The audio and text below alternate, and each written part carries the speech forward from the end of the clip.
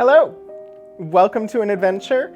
I am Anthony Wright Day Hernandez, the Community Collections Archivist here at Virginia Tech, and this is the show where I share things from special collections and university archives.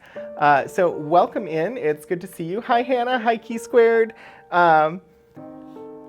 If you are new, I stream to two channels while I do this show, the Virginia Tech University Libraries channel, which is VTUL Studios, as well as my own personal channel, Rogan27.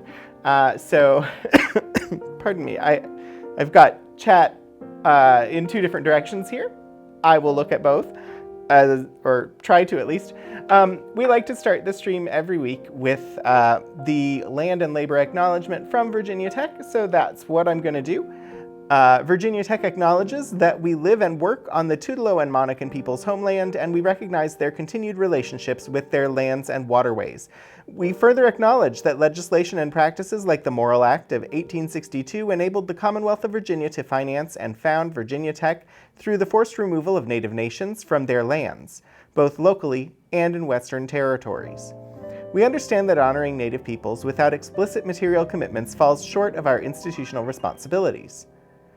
Through sustained, transparent, and meaningful engagement with the Tutelo and Monacan peoples and other Native nations, we commit to changing the trajectory of Virginia Tech's history by increasing Indigenous student, staff, and faculty recruitment and retention, diversifying course offerings, and meeting the growing needs of all Virginia tribes and supporting their sovereignty. We must also recognize that enslaved Black people generated revenue and resources used to establish Virginia Tech and were prohibited from attending until 1953. Through inclusive VT, the institutional and individual commitment to Ut Prosim that I may serve, in the spirit of community, diversity, and excellence, we commit to advancing a more diverse, equitable, and inclusive community. So I do think it is important to read that every week when we go live, so thank you for allowing me to continue doing that. Hi, Fluid Ann. So today what I have for you is a rather small collection. I don't know a whole lot about it. I don't know precisely why we have it rather than an archive that's just down the road a couple of miles, other than that we bought it. But what I have is the Carter and Cash Family Collection. That is as it was named when it was processed here. It includes some materials from the Carters, which was a musical group, as well as Johnny Cash. So that is what we're looking at today. I'm going to actually read some information about it. I'll also drop the link to the finding aid in the chats so that you all can take a look for yourself if you'd like. And then we'll take a look and see what this stuff is. So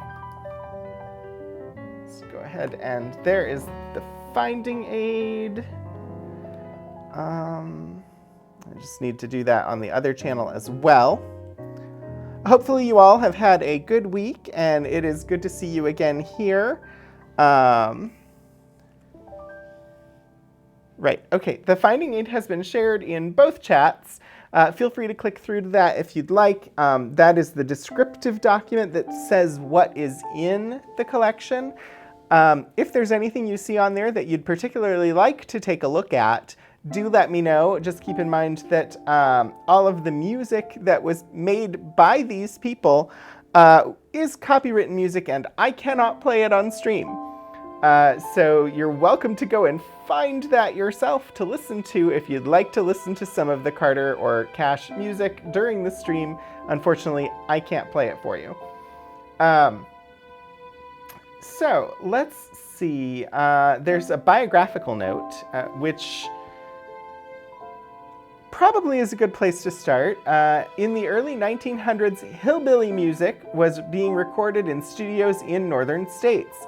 The distance from the mountains of Tennessee and Virginia made it difficult for musicians to record their music. Ralph Peer, a producer for Victor Talking Machine Company in Bristol, Tennessee, decided to take advantage of this booming genre of music by establishing a recording studio on the second floor of the Taylor Christian Hat Company on State Street in Bristol. In 1927, Peer recorded several songs with musicians that to this day are still regarded as the mothers and fathers of country music. Ralph Peer is also credited with discovering Jimmie Rodgers, one of country music's legends, at the Bristol Sessions. In response to Peer's call for musicians, Alvin Pleasant, A.P. Delaney Carter, his wife Sarah Daughtry Carter, and his sister-in-law Mabel Kilgore Addington Carter traveled to Bristol to record their music. The Carter family recorded 6 songs and soon became known as the first family of country music. The Carter family continued to grow in size and musical talent. Mabel Carter and her husband Ezra, AP's brother, were the parents of June, Helen, and Anita, who later performed as the Carter sisters. Although Johnny Cash was arguably one of the most influential country music artists of all time, his music broke the boundaries of traditional country music, spilling over into other genres including blues, gospel, and rock and roll. Since his marriage to June Carter in 1968, he has been considered a member of the Carter family musicians.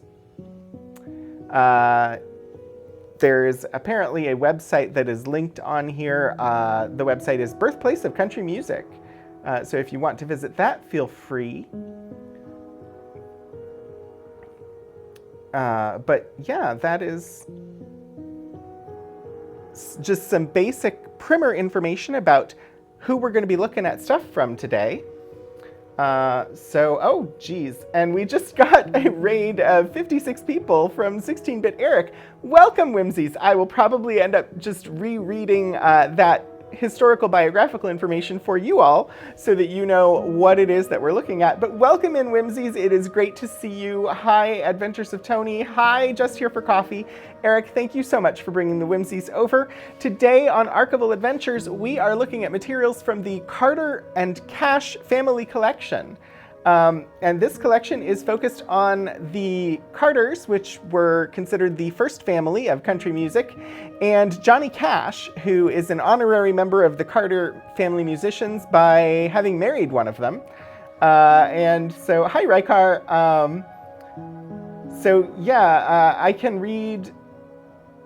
I just finished reading a biographical note about them. I'm just going to skim through that really quickly again. For anybody who just joined, and then we'll take a look at the materials that are in the collection. So in the early 1900s, hillbilly music was being recorded in studios in northern states. The distance from the mountains of Tennessee and Virginia made it difficult for musicians to record their music. Ralph Peer, a producer for Victor Talking Machine Company in Bristol, Tennessee, decided to take advantage of this booming genre of music by establishing a recording studio in Bristol, Tennessee.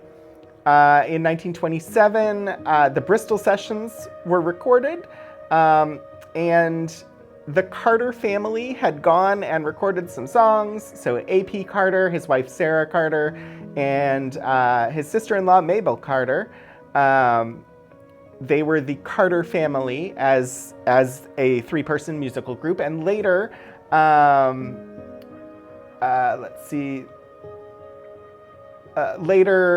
his AP's nieces, June, Helen, and Anita, performed under the name, or as the Carter sisters. And then in 1968, Johnny Cash married June Carter and has been considered a member of the Carter family ever since. We have materials about the Carters and Johnny Cash. So that is what we're looking at today on Archival Adventures. And I hope that you'll stick around and hang out and make comments. And unfortunately, I will not be playing Carter family music or Johnny Cash music because this is Twitch and I don't want to get banned. And since those would all be copywritten, we're just going to steer clear of actually playing their songs on stream. But how about we actually start taking a look at some of the things in here and just see what we've got. This is basically the first time that I'm looking at this collection as well, which is sort of the point of this show. I pull out archival collections and we look at them together. Oftentimes it's the first time that I've seen them. Sometimes you're more knowledgeable about the topics than I am, and we all learn together. So welcome.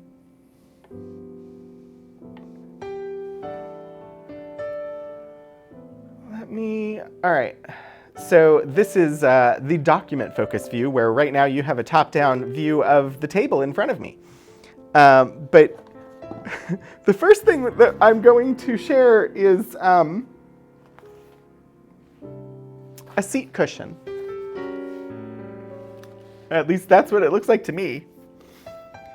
This seems to be like the kind of cushion that you take with you to sit on bleachers. I don't know why it's in the collection.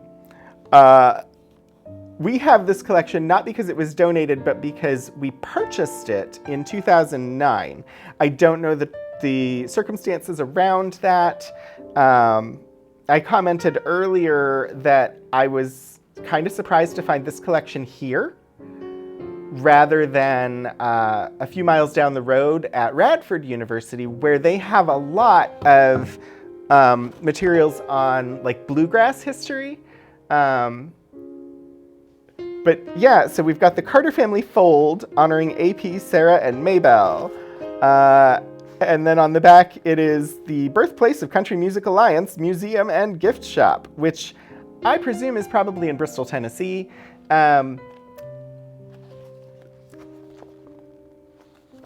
We're more focused on documents in the archives than we are on like museum pieces, but this is definitely a modern piece, as being like a seat cushion that you would take and sit down on like bleachers at the local baseball stadium. Interesting way to start.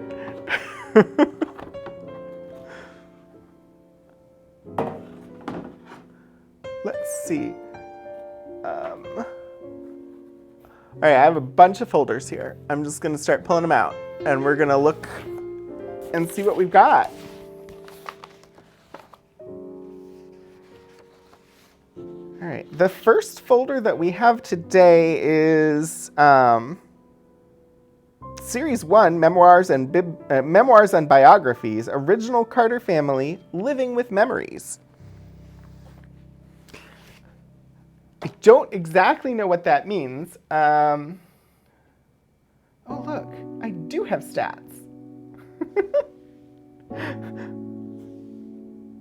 Sorry, I wasn't even sure the stream was still going on one of the channels because the page was not giving me any data. So I do see now that it is. So the Carter and Cash family collection contains memoirs written by Jeanette Carter and Gladys Millard, daughters of AP and Sarah, biographies, discographies, sheet music, and a compact disc recording titled The Original Carter Family in Texas. In addition, the collection includes programs from the Carter Family Memorial Festival and Craft Show, funeral services for second-generation Carter musicians and Johnny Cash, and special events at the Carter Family Fold. The Carter Cash Family Collection also contains photographs, newspaper and magazine articles, and memorabilia such as Maybelle's hunting and fishing license from 1975 and a Carter Fold volunteer badge. So the first series in here is Memoirs and Biographies, including 2 memoirs written by Jeanette Carter. The earliest is autographed by Jeanette and Joe Carter, and the more recent memoir is autographed by Jeanette Carter, Flo and Johnny Wolfe and Dale, and Teresa Jett. Relationships are defined in the finding aid, which I will drop the link in again for anybody who showed up after I had previously done so. So if you want to learn a little bit about what we're looking at today, there is a link that will take you to the descriptive finding aid. The Birthplace of Country Music Museum, an affiliate of the Smithsonian Institution, tells the story of the 1927 Bristol Sessions recordings by the Carter family, Jimmie Rodgers, Ernest V. Stoneman, and others, influential in shaping the sounds and practices of early commercial country music. Explores how the musical heritage lives on in today's music and how... Thank you, Hannah. Recordings in Bristol in 1927 are the single most important event in the history of country music, a quote from Johnny Cash. So, let's see what we've got in the first folder. I mean, we already saw the seat cushion, which I don't know It's part of the Archival collection, though. So first we have Jeanette Carter, Living with Memories. And you can see her here. It looks like she has some sort of like a hand dulcimer. It's in, I'm not exactly sure what the name of that instrument is. If the Bristol sessions are a good listen, you are correct.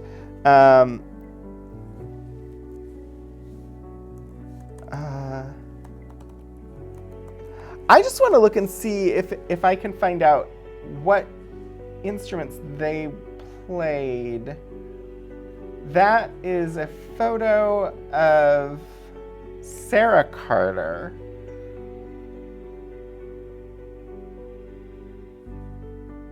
Auto harp. It's an auto harp or rhythm guitar.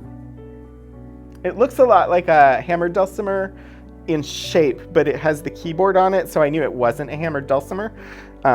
Apparently that is an auto harp. You can't really see it. Let me see if I can get the glare differently. On that picture on the cover there you can see Sarah and her auto harp.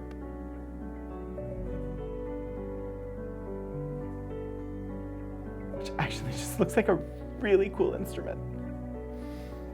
We're not going to sit here and read this book, but we'll take a look at it. As you can see, it's signed by Jeanette Carter and Joe Carter.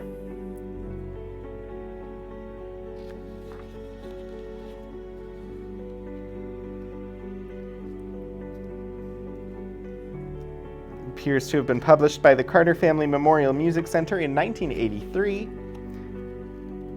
Let's see if there's an introduction. There's a preface. That's always a good place to start when I'm sharing a book here that we're definitely not reading the entire thing of. A lot has been written about the Carter family. Their life and their music have made history. This book dwells a lot more on their personal life and how it feels to be the daughter of a famous family. I loved them because they were my people, not because of their fame. Their wealth was small, but they were pioneers in music. Someone had to start this kind of entertainment, and they were among the first. I can't pinpoint the exact date of each recording session, the source of each song, the fame they accumulated. I was only 4 when they recorded their first song, Bury Me Under the Weeping Willow, in August 1927 at Bristol, Tennessee. I am no writer. You may be disappointed in this book. I am the daughter of the famous singing Carter family, and this is my feeble effort to tell just how proud I am of AP, Sarah, and Maybelle Carter. So, it's a memoir.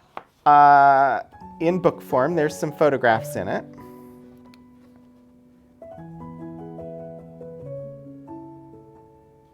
It doesn't give me a caption for the photo there. This photo here, myself as a baby, just the right size. Photographs reprinted in books are often lesser quality as far as the visual quality, and then transmitting them to you over Twitch, they lose a little bit still, but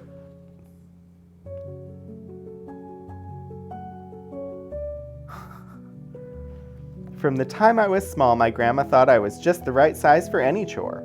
Above, left to right, are my brother Joe, my sister Gladys, myself at the age of 6, and our cousin Helen Carter. Opposite, Gladys has her arms around a friend on the left and me on the right. Which is opposite, meaning this photo. So, we won't linger too long on books that I'm not going to read a lot of, but we've got the original Carter family. I believe this is going to be... I'm not sure what this is exactly. We'll find out together. It says biography by Johnny Cash. But you've got a nice cartoon illustration here of the Carters. Let's see what we got. All right, it does appear that this is going to be sheet music. One second while I readjust the camera to be able to accommodate this larger larger book format.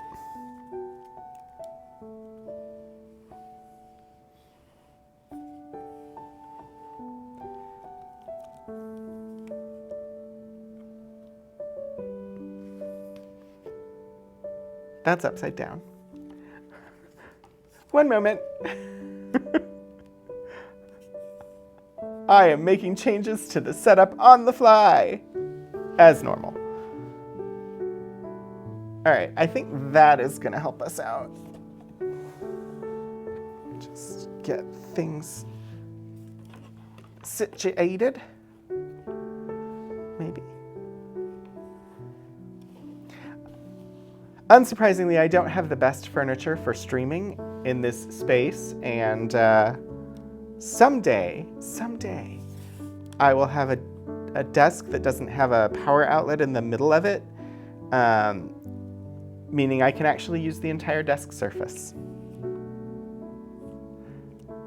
But today is not that day. All right. Here we go. We've got the original Carter family with a biography by Johnny Cash. Some lovely photographs here. This is an early publicity photograph.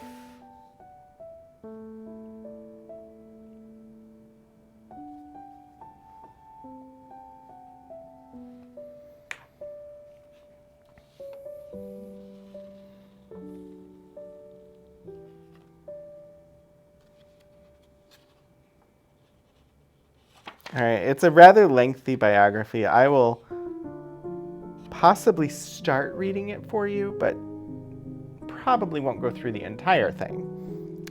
The original Carter family playing and singing group was made up of 3 people, AP, Sarah, and Maybelle.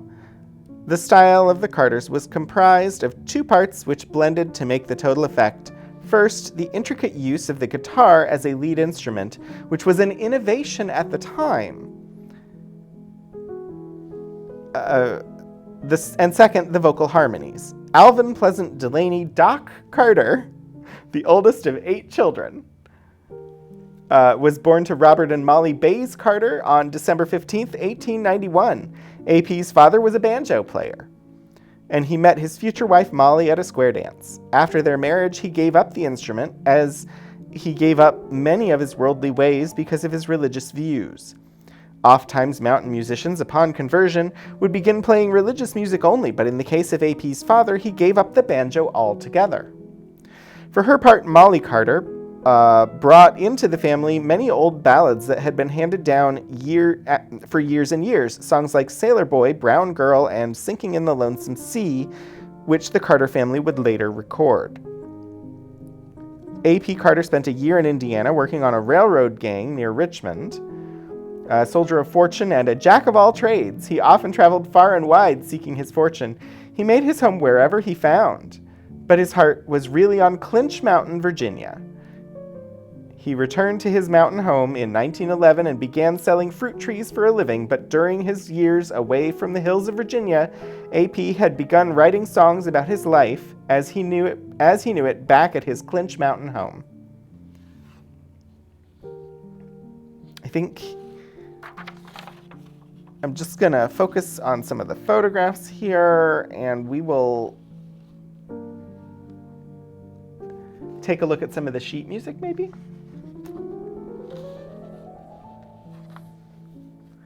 Lots of headshots.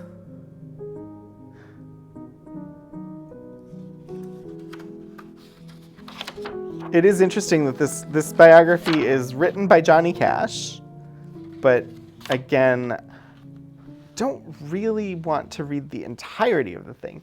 But this is a music book, so I'll turn it sideways. You can see the entirety of the thing. So this is a typical size for sort of a piano vocals combo book that you would get for all sorts of things. Basically, a lot of artists you can get sheet music for in this way. So this one has guitar chords on it as well. as just having the melody as well as harmony lines underneath and the lyrics. NPR had a nice piece on the Bristol Sessions a few years ago on Fresh Air. Yeah, Key Squared, that wouldn't surprise me. There's also a Broadway show.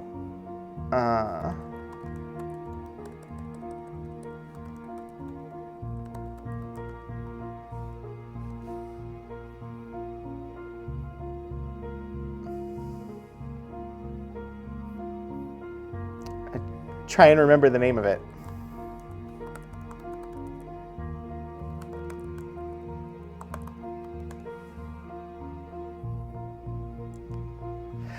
Million Dollar Quartet focuses on some of the main names that were in the Bristol Sessions. Honestly, I think it was the first time I had ever heard of the Bristol Sessions was when I saw Million Dollar Quartet.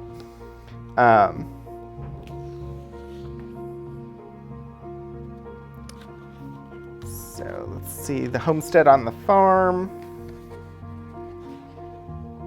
Jimmy Brown the Newsboy. Most of these songs are not ones that I'm aware of. John Hardy was a desperate little man. He carried 2 guns every day, and he shot a man on the West Virginia line, and you ought to see John Hardy get away. Keep on the Sunny Side.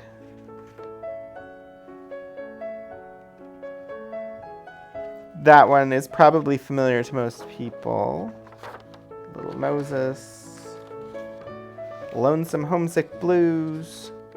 I could possibly find some examples of the Wabash Cannonball. And try and play a few seconds just to give a sense of what their music sounded like. What I don't want is to play too much, which means that it's a balancing act since I'm talking about music, and let me see what I can find that might work.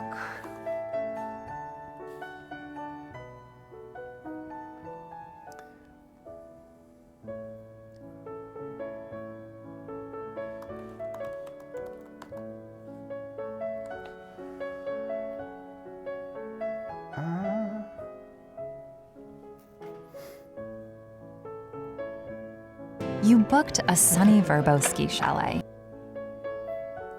Sorry about that. I literally had the tab muted and it still played music, so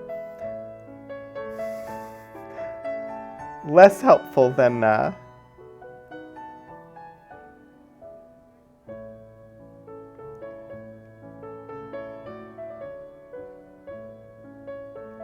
see what I can get, because I think if I can play a tiny sample, I think it makes sense. Just to give a hint of sort of like what their sound was. All right, let me pause this. I'm gonna unmute this site a little bit and you should be able to hear possibly a little bit. Let's see what I can do. There the weeping willow tree, bright and clear. Keep on the sunny side, always on the Yeah, sunny that's side. definitely not working. So let us go try a different way of doing that.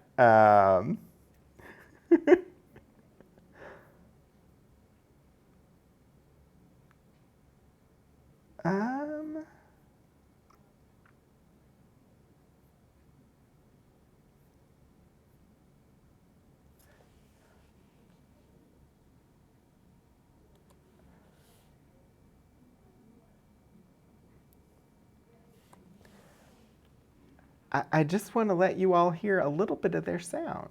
That's all I want. All right, let's see if this works.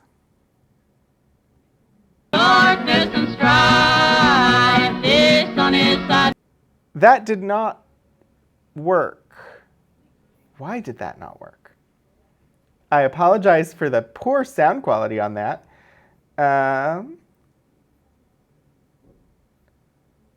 Wow. I mean, seriously, surprised. I was checking some of this out earlier.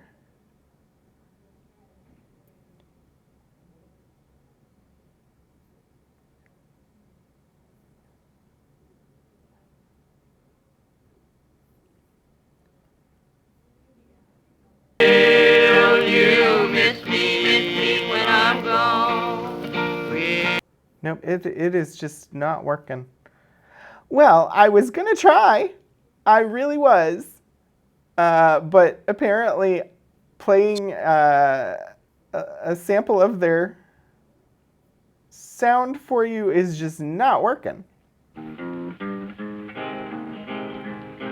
Hey. I was standing by the window. There we go. On one cold.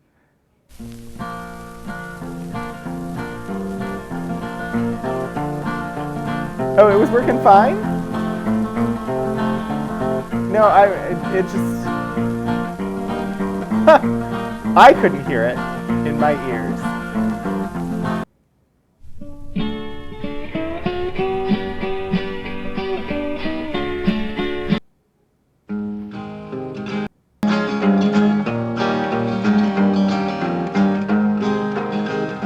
So I don't know if you all can hear it great. I can't. Across the follow of the Lamb, and shall But regardless, I don't want to play too much of their stuff. You've also been able to hear them all. Well, I'm glad you were able to hear them. The intent was for you to hear them. I couldn't hear any of them, so I was looking for other samples. But hopefully that gave you a sense of like kind of the sound of their music. Because I don't know, since I couldn't hear any of it. I can hear when I turn on this music. And I should have been able to hear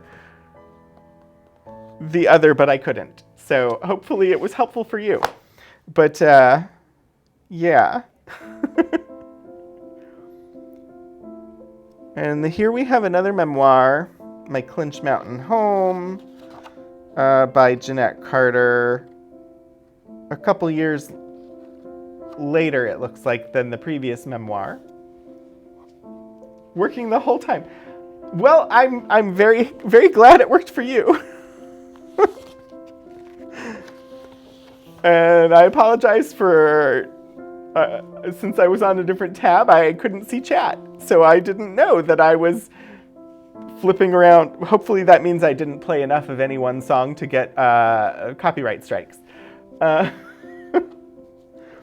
Sunnyside Sentinel, official Carter Family Fan Club publication. This is in with this memoir. Special issue in memory of A.P. Carter. I Remember Daddy, written by Mrs. Gladys Millard.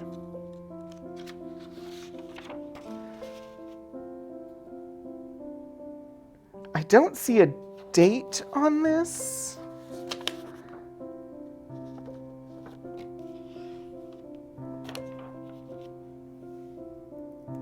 It was $1 per year to join the official Carter Family Fan Club.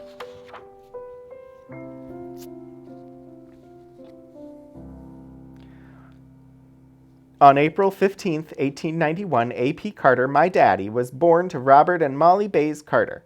He grew up with his 5 brothers and 3 sisters, Jim, Ezra, Virgie, Etta, Grant, Ermine, and Sylvia, on the side of Clinch Mountain in Scott County, a little country village known as Maces Springs, Virginia. In later years, Maces Springs was known all over the world due to its singing and playing with my mother, Sarah, and Aunt Mabel. Due to his singing and playing with my mother, Sarah, and Aunt Maybelle. Died in November 1960. So quite possibly that would be the It's possible that would be the date range for this, but it's also possible that this is even later. I don't know. In his early life, he helped his father on the farm, and as soon as he was old enough to start earning a little money of his own, started selling fruit trees, helping at a sawmill cutting timber, and took up the carpenter trade. Stumbling over words. He has often told us how he earned his first day's wages of 1 dime working for his uncle Elish Carter all day in the cornfield. He kept adding to the dime until he had enough to buy a pig, which later he traded for a cow, and kept exchanging until he finally had enough to buy a small tract of mountain land, which was to be his first home for him and his bride. That sounds like... It sounds like something that was probably possible in the early 1900s, but also sounds somewhat embellished as a tale to tell your kids. Let's see. So there's more of the memoir there. Let's see. First home in the valley after we moved out of the mountains. That is a very small-looking house. Taken on first trip to New York in April 1934.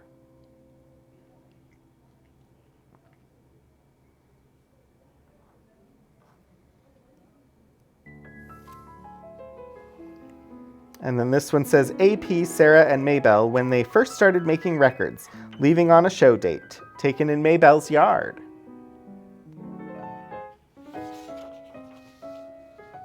Let's see.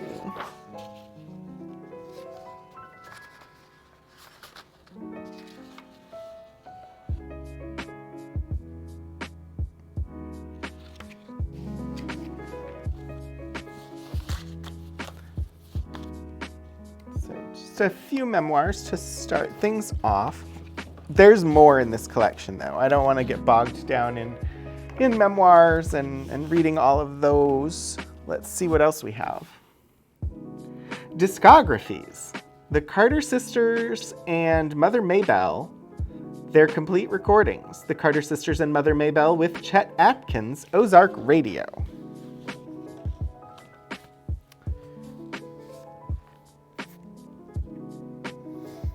So again, this is going to be like early country music, not at all like modern country music. This is mountain music. This is a lot of guitar and harmony.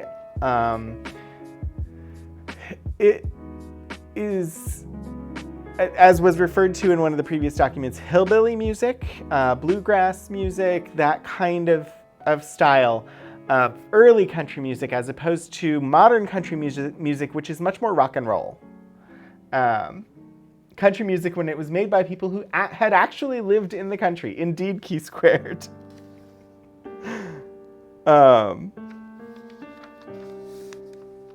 Here we get some color photographs.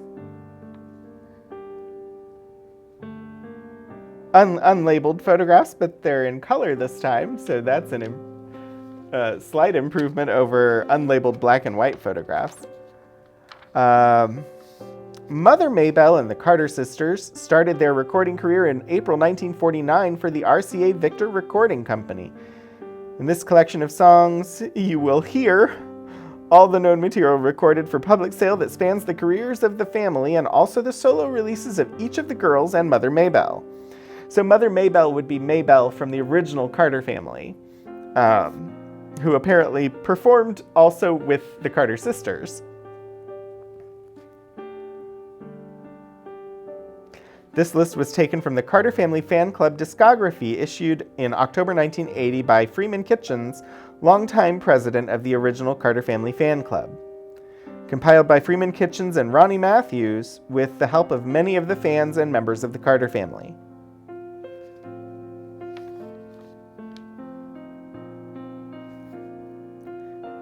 All right, so this is a discography.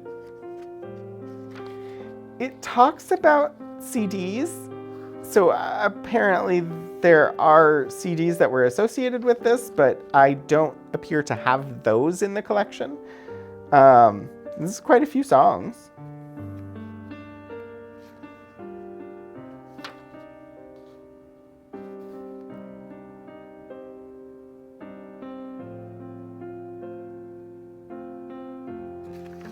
Just looking to see what jumps out at me from this, because at the moment, it's just a big long list of songs. Inspects the chat to ensure everybody is misbehaving at appropriate levels. I don't know, Lord Portico. Let's see.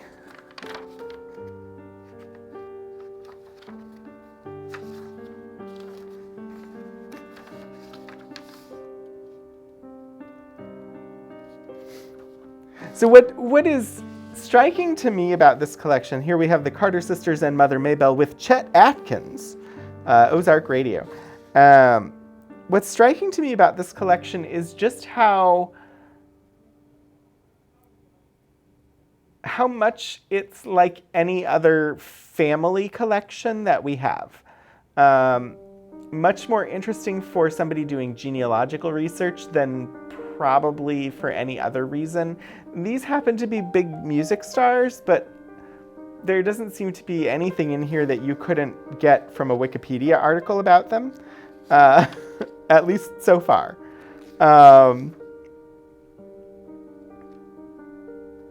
Except, I mean, as far as facts or interesting things, it's not like, ooh, look, this is so glamorous. It's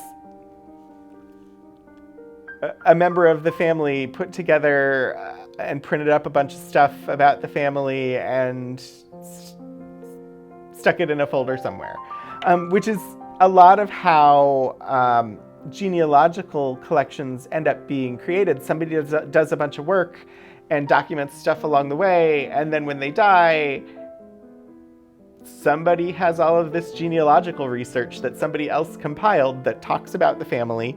Or like this so far has been a number of memoirs and things like that about, oh, I was a child of a famous family, but I'm not famous myself, and here's my memories. Which is, it just seems so kind of normal. Like, this is stuff I would expect to find from any family, not just a famous family. Chet Atkins being mentioned does not surprise you. You're related to Chet Atkins. That's pretty cool, Hannah. You never got to meet him, but your parents did a couple of times. Cool. I'll see if there's any more pictures of him in here. Because this, again, is a big list of songs. But it seems like the only photo of him is on the cover here. Maybe, I think that might be him there in that picture. Yeah, so that's Chet, Maybelle, June, Anita, and Helen. You have a few of his songs in your collection. You're somewhat of a country fan, Reichardt. That's pretty cool. It's not my favorite genre, but I have a few country artists that I listen to, and I would say the bluegrass style country is much more interesting to me. I listened to it quite a bit as a kid. When I was really little, like elementary age, I listened to a bunch of like the bluegrass country. And I prefer it personally to modern country, but Chet's really young in those photos. Yeah. I don't know if they mentioned a year. A lot of this stuff is undated, which is frustrating, but not uncommon.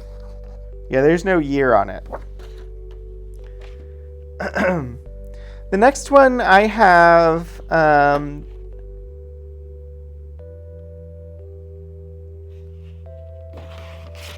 a couple of things here. I have an actual CD. Not that I have any way to play it, because none of the technology around me has a physical media player. Plus, copywritten won't stream it. The original Carter Family in Texas, volumes 1 and 2 from 1999, it looks like.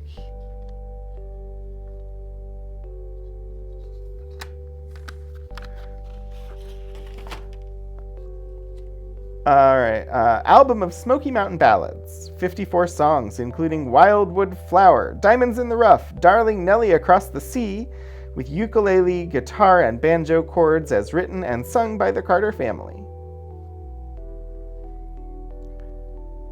That definitely looks like one of their earlier promotional photographs.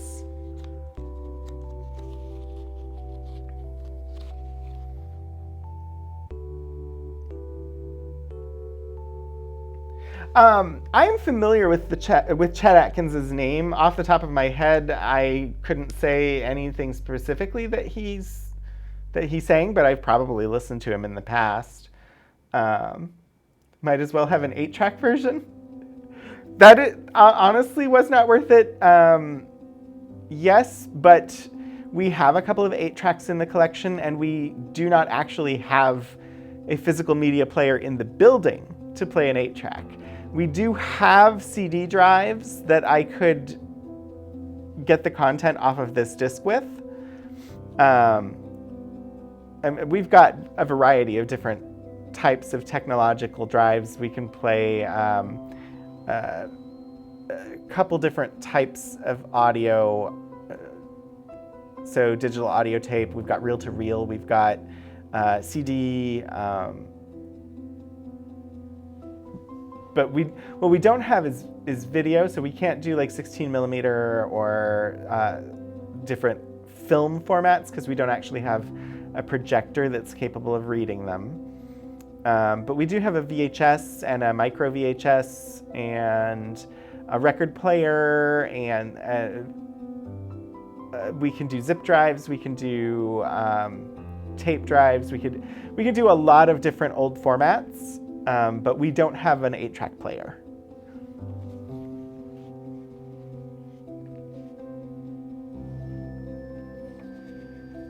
Got the bug for country music a few years ago when you listened to Johnny Cash following watching the Walk on the Line movie. Johnny Cash is actually quite a versatile musician. He's recorded everything from these like sort of traditional bluegrass style things to one of the more recent things in his catalog was CDs or recordings of songs that spanned all sorts of genres, going as far as like Depeche Mode's "People Are People." So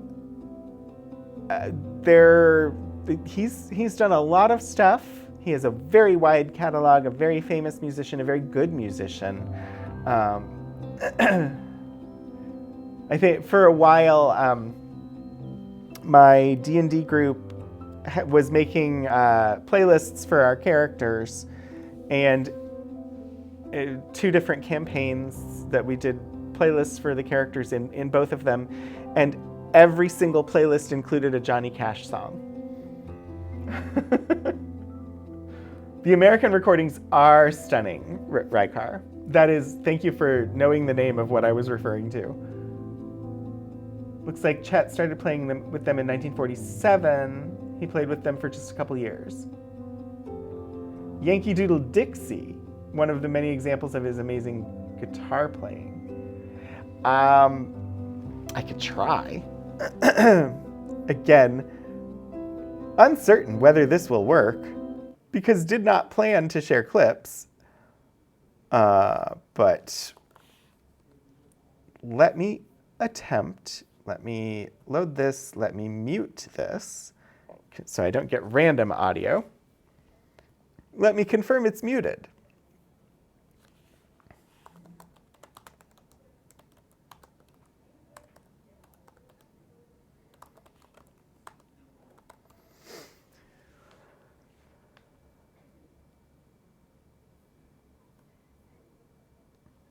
All right, we might get a sample.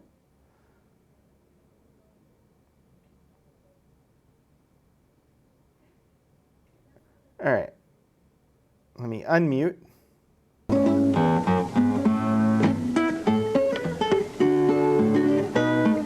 So I have noise, but hopefully you all had music. What way? Let me know if it was just noise for you and I could try again. But otherwise, feel free to go out and, on your own, do an internet search for Yankee Doodle Dixie by Chet Atkins if you want to get a sample of the guitar playing that Hannah was referring to. It was fine for you. Yeah, no idea just here for coffee because I got like garbled digital noise in my ears. So this is folio number 3 by the Carter family. It has an introducing the Carter family page here that I think might be interesting to read. Back in a beautiful little valley at the foot of the Smoky Mountains, or at the foot of Smoky Mountain in western Virginia near the Tennessee line, lives the famous Carter family. There have always been Carters in that valley as far back as anyone remembers, but it remained for the present generation to produce musicians who would be known all over the world. Years ago, A.P. Carter was traveling through the country selling fruit trees for a livelihood and singing as a hobby. Over in Wise County, he met Sarah Doughtry, who helped her father on the farm, and after her daily chores were finished, passed her spare time singing the native melodies of the mountains. There's definitely some storytelling there. When AP happened to be in the vicinity, he tried to sell Sarah some of his fruit trees, but Sarah married him instead. Together they moved on over into the valley and settled with the Carter family. Shortly after that, Sarah's cousin Maybelle Addison came visiting, bringing along her guitar and banjo. There she met AP's brother, promptly fell in love with him and became a Carter and moved over into the valley. This brought 3 musicians into the family, so it was only natural that they should play and sing together. On warm summer evenings, they sat on the grass, playing and singing for the rest of the Carters. Other residents of the valley passing by would pause to listen, and soon the Carter family had built up a reputation. Their fame spread beyond the valley. School entertainments began to seek them, and one day a Victor man heard them sing and signed them for recording. Almost at once, they became internationally famous phonograph stars. The Carters still live up in the valley in the Smoky Mountain country, in pleasant little cabins built on the hillside. They farm their acres, sing to their babies, and enjoy their simple home life in their own quiet way. They compose songs which they try out on the home folks before they sing them for the records. When the valley people like their songs, they are pretty sure to be a success in the outside world. Judging from the popularity of their phonograph records, the outside world enjoys the Carter family's music, and in answer to the numerous requests for a folio of their songs, we offer this album of Smoky Mountain Ballads. Yeah, that's a sales pitch as much as anything.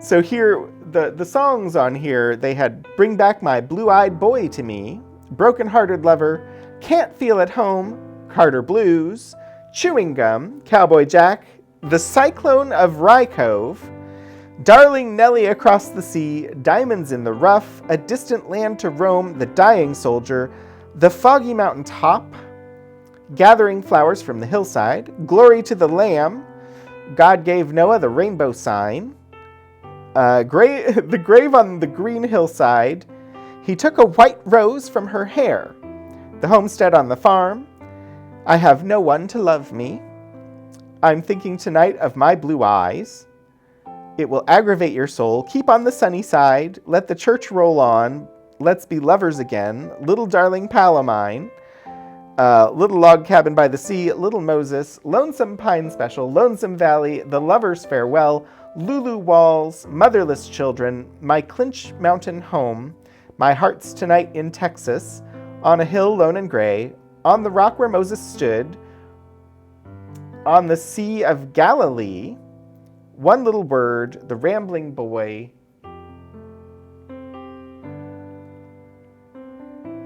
River of Jordan, Room in Heaven for Me, Single Girl, Married Girl, Storms Are on the Ocean, Sweet Fern, Valley of the Shenandoah, Wabash, Cannonball, The Waves on the Sea, Western Hobo, When I'm Gone, When the Roses Bloom in Dixieland, Where Shall I Be, Wildflower, Worried Man Blues, and Your Mother Still Prays for You, Jack.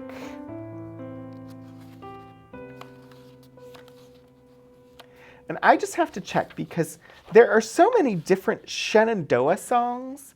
I don't know which one this is. There's one that springs to everybody's mind, but is it this one?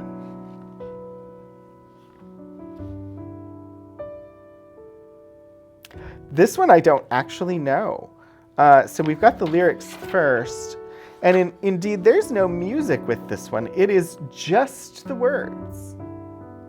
Valley of the Shenandoah by A.P. Carter.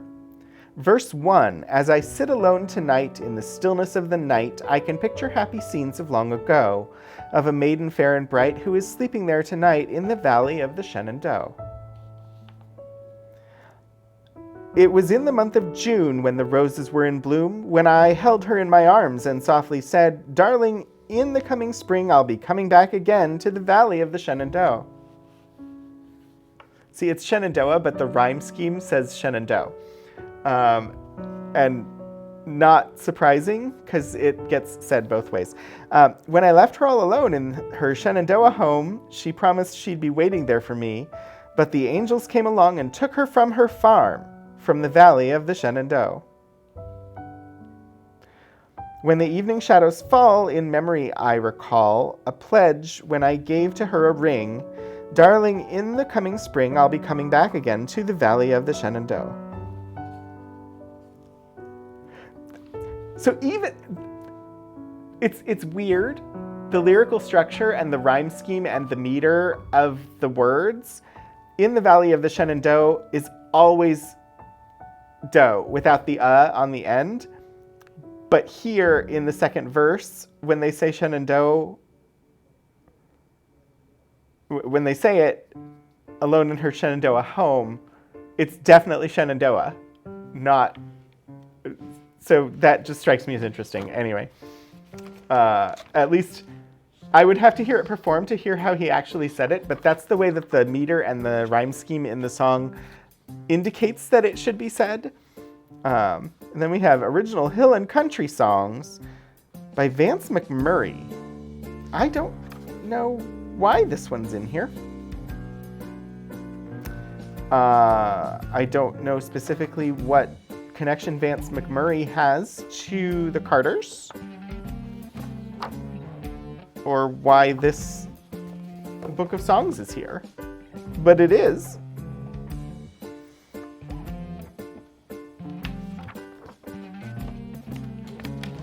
Going to skip on to another item and we'll see what we've got.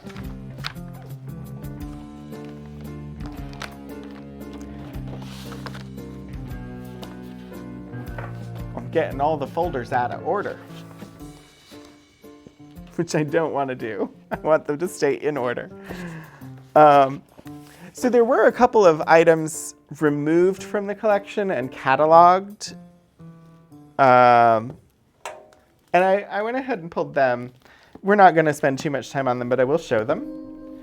There is a book called Among My Clediments by June Carter Cash. This is Johnny Cash's wife. And I'm curious to know of any viewers out there, without looking it up, do you have any idea what the word clediments means? Because I did not.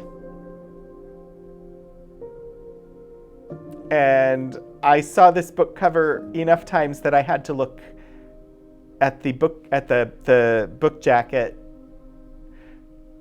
to see if it would tell me what clediments meant. So I'm just going to take a sip of water and wait and see if any of you can tell me what clediments means.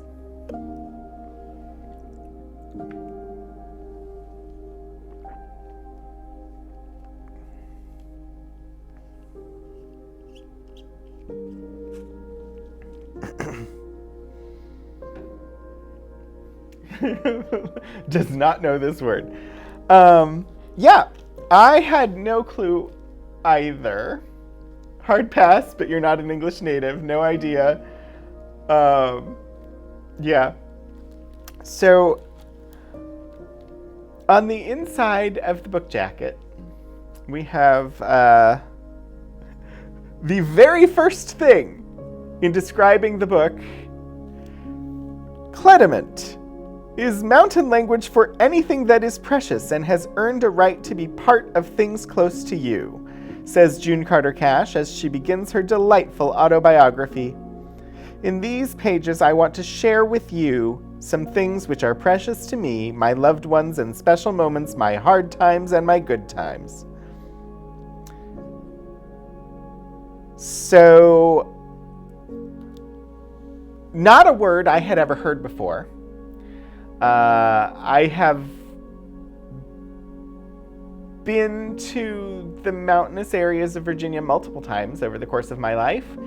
I have visited places. I have interacted with what these materials would term mountain folk a number of times in my life, and I have never heard this word. That does not mean that it is not used. The Carters specifically lived a few hours southwest of where I am in Southwest Virginia, over closer to Tennessee. So I will trust her that this word means what she says it means, which is anything that's precious or has earned a right to be part of things close to you. And that is the word she chose to use for her autobiography, which was included in these materials and separated and cataloged separately so that it could be located individually. We also got this book by Mark Zwaniter and Charles Hirschberg, Will You Miss Me When I'm Gone? The Carter Family and Their Legacy in American Music. This one is signed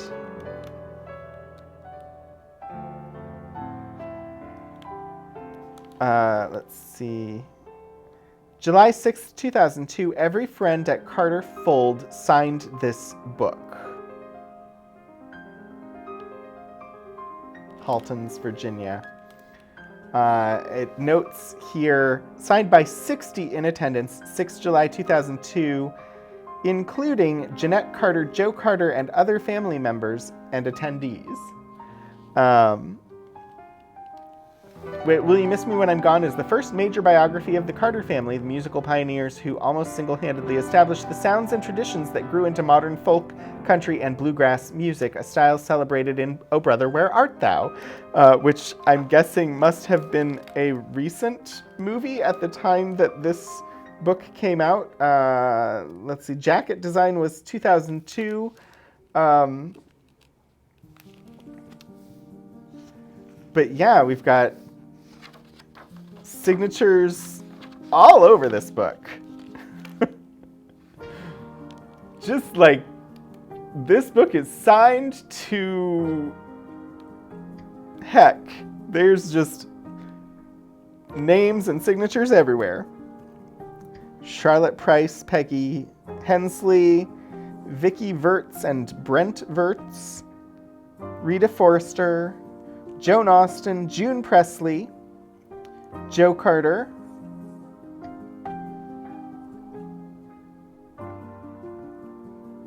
Juanita McConnell, Jeanette Carter. I don't know all of these names, and some of them I can't make out, but that's totally fine because they're signatures. And based on some of them, I think some of these were little kids too, like Dwayne Lawson here. Definitely looks like the signature that you would get from a small child.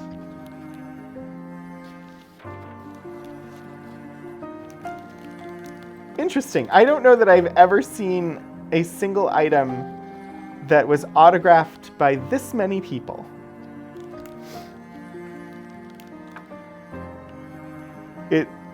Other than like somebody's high school yearbook. because there was that American tradition. I don't even know if it's still a tradition, but the American tradition of having people write little messages and sign your yearbook in high school was totally a thing. Beyond that, I don't know that I've seen this many signatures in a single item.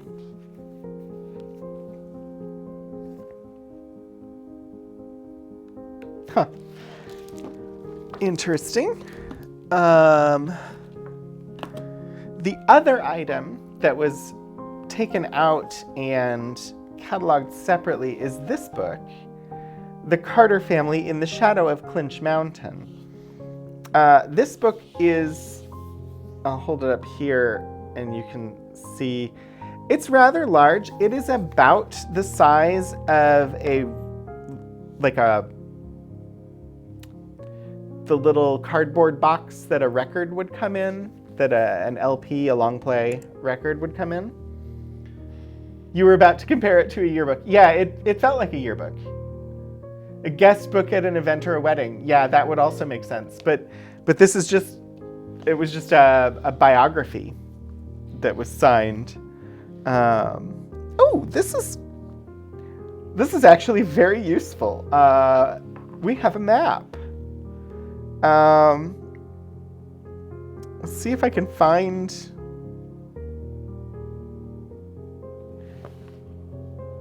So the place that they mention, Clinch Mountain. So we've got Clinch Mountain on the map here. Here's the Jefferson National Forest.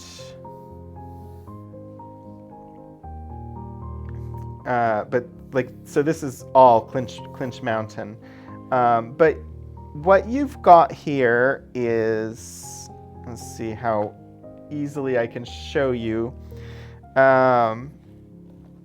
This is extreme far South Virginia and part of Tennessee. So Abingdon, Virginia, Bristol. Bristol is a town that is half in Virginia and half in Tennessee. And so Bristol is here. And if I slide this over, like, this is where Virginia is getting smaller and smaller and smaller as it goes out to a tip. Let's see how I can illustrate that better. This is the border of Virginia here. That just gets, and then it bumps out a little bit and gets smaller. So this is this is West Virginia up here. This is Virginia, and then this is Tennessee, down at the bottom. The note in the cover mentioned the relationship between the people. Yes, that was. It was everybody that was in attendance at Carter Fold on July 6th, 2002. And Carter Fold was kind of like the family gathering place.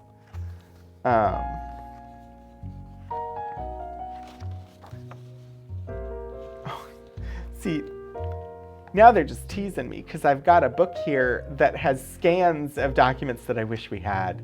Oh my gosh, this is what we want.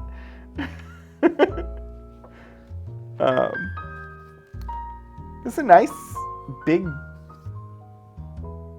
coffee table book about the Carters that was included with this material and separated to be cataloged separately.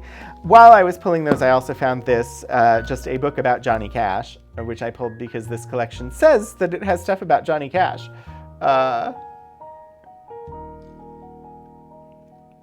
Yes, Clinch and Mace's Spring. I'm not familiar with.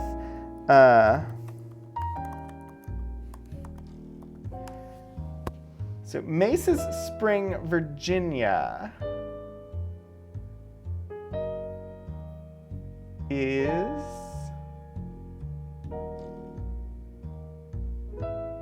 it looks like it's just it is a small town that is on Clinch Mountain.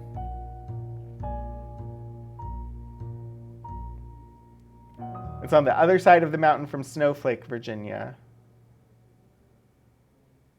But yeah, it's just a small town that is in Southwest Virginia. A little northeast of Kingsport, Tennessee.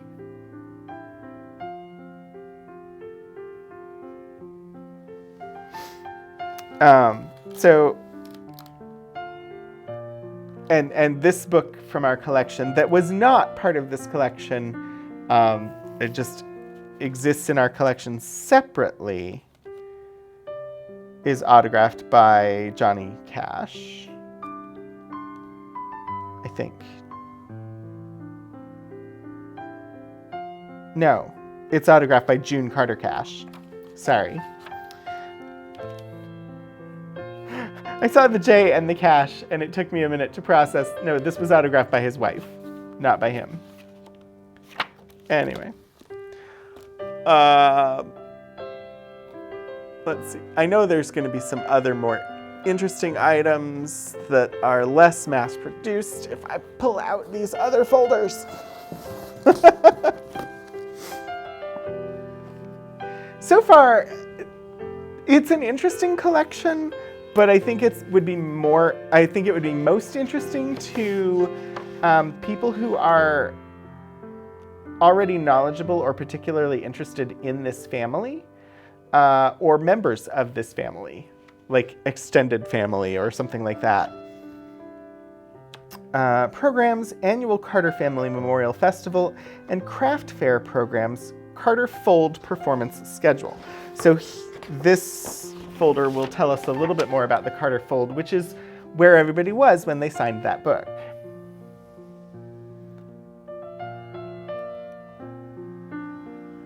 Yeah, Oh Brother, Where Art Thou is a good movie. Yeah, I didn't realize it was from 2000.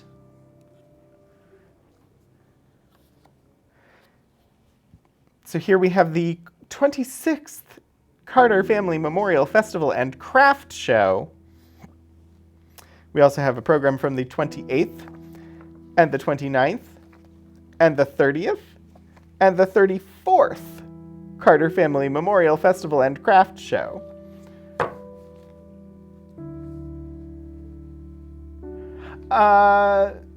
Okay, Rykar, that is also possible. It could be signed by his son, John Carter Cash.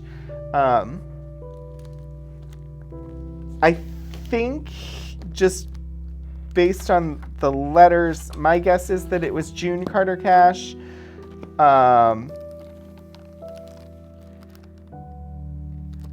Just because that looks like June rather than John.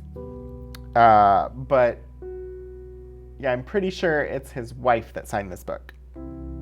Oh, and it does say up here in the corner, somebody has noted in pencil, signed by June Carter Cash. So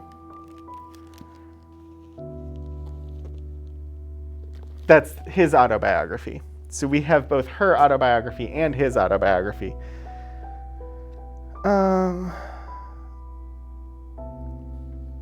Okay, so this is an annual thing. The Carter Family Memorial Festival and Craft Show was an annual, or is possibly, I don't know if it's still going on, presented annually by Jeanette and Joe Carter, children of AP and Sarah, in honor of the original Carter family, commemorating the historic 1927 Bristol recording sessions for Victor. Right, Carno. It's fine. And you caused me to take a second look and actually see the more detail that confirmed which one it was.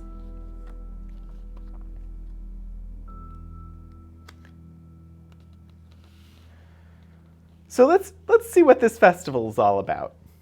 Welcome to the 26th Annual Carter Family Memorial Music Festival. It's hard to believe we've now presented 25 festivals and music shows every Saturday for the same number of years.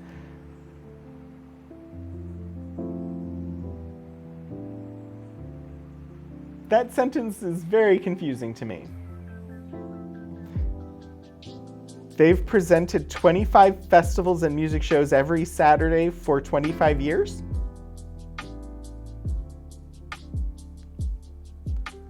Last year was a landmark year for us, but it will be a very difficult year as well. We never imagined that we would bury Anita just 1 week before our last festival. I think what they mean is that they've done one festival every year. Very confused. You're equally confused. Okay, good. It's not just me. Let's see. Last 25 years, family has grown. I mean, this is... It seems like a family reunion, but also just like they're huge names in bluegrass, so it's a family reunion, but also like produced. They have ads and a program. But it definitely looks like a family reunion. But like, they have local businesses advertising in the program for their family reunion. So, slightly less normal as far as things you expect to find. June and John's children. Huh. June has 2 daughters, John has 4, and they have a son together. Not gonna give lots of details here, but there definitely is a son, John Carter Cash.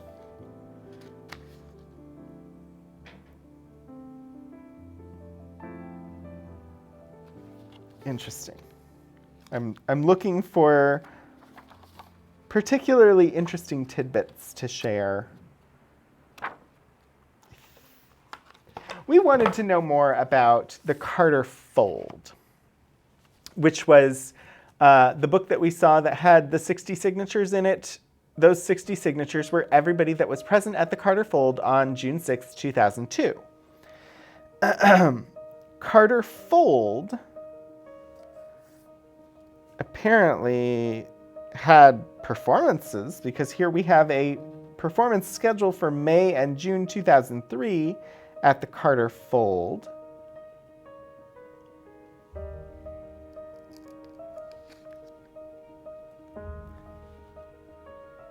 I'm wondering if there's going to be more information about the fold itself.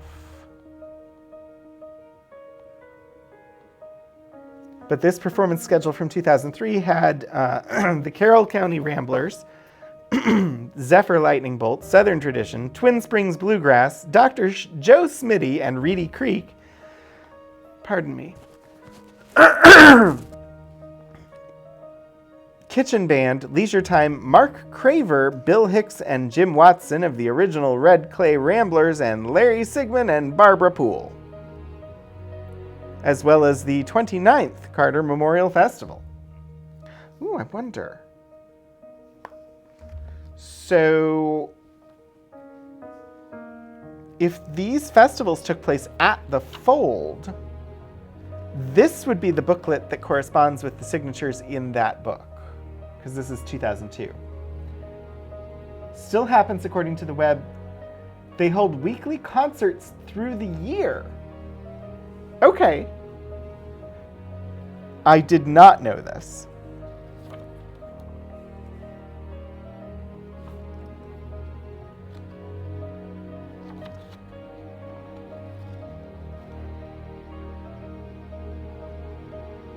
So, I mean, these are 10 years ago.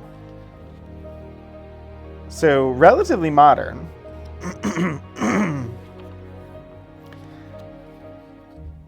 And you're saying it's still happening, which I totally believe.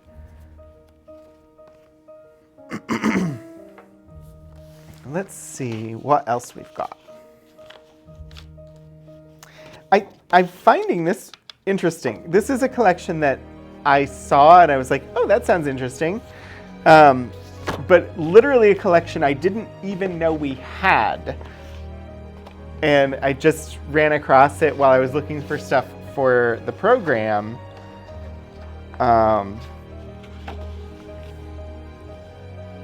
Because it's not one that I had heard mention of. All right, this one is programs, funeral programs. So, got a few things in here.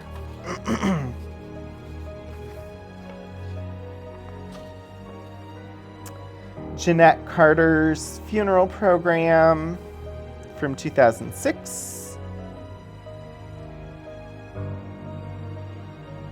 which honestly, this would be quite useful for somebody doing genealogical research, somebody researching the family to write a biography of them, because it's quite common, at least in America. I don't know how it is other places in the world, and if anybody wants to share, I would be interested in learning. But it is quite common that in a funeral program, you have, so this survivors section here that lists family members and their relationship to the person who has passed.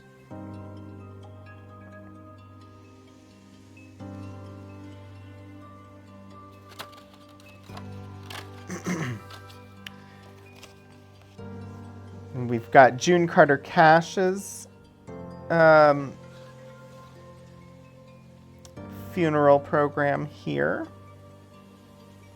This would be Johnny Cash's wife. Very simple one. It actually does not include the familial relationship information. This is from 2003.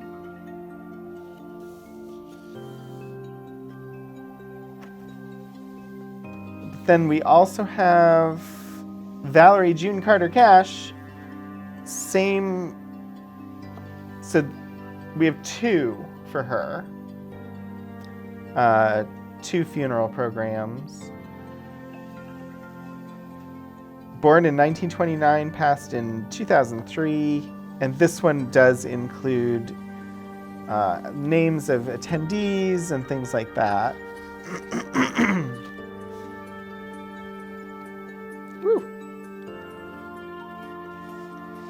You've never seen that type of list in any funeral booklet that you've seen there in the UK. Interesting, because basically, yeah, this list of like survived by and like daughter and son-in-law, son and daughter-in-law, grandchildren, great-grandchildren. I've seen that at basically every funeral I have ever been to.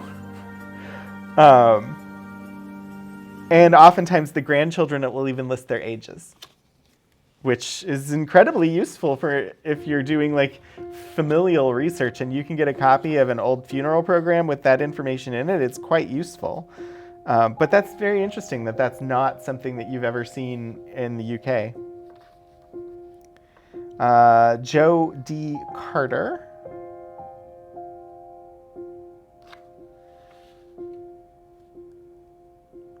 Has essentially a eulogy telling his story. Survivors include with the names of the family members who have survived him. And the last one that's in here is, it just says Cash. And it's got his back turned with a guitar over his shoulder. This, of course, is Johnny Cash.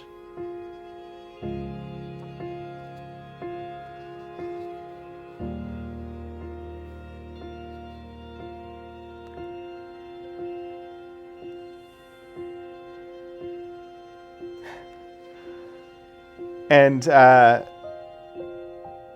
so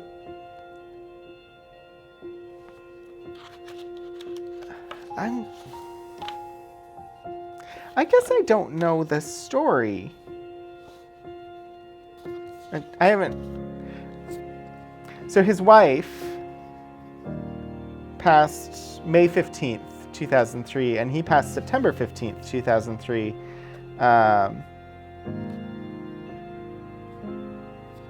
4 months later. And she has a very... She does as well. Okay. The names that appear in these funeral programs. So for the UK, a prayer, a reading, a hymn, usually all that's contained in one of these. Interesting. That's in here, but the names of people involved are quite common. So for June, for Johnny Cash's wife, we've got Larry Gatlin and the Gatlin brothers, Glenn Weekly, Emmylou Harris, Reverend Courtney Wilson, the Oak Ridge Boys, Sheryl Crow, and then friends and family, and then Laura Cash, Joe Carter, Jeanette Carter, Laurie Bennett, and Dale Jett, who are actually involved in the service for her.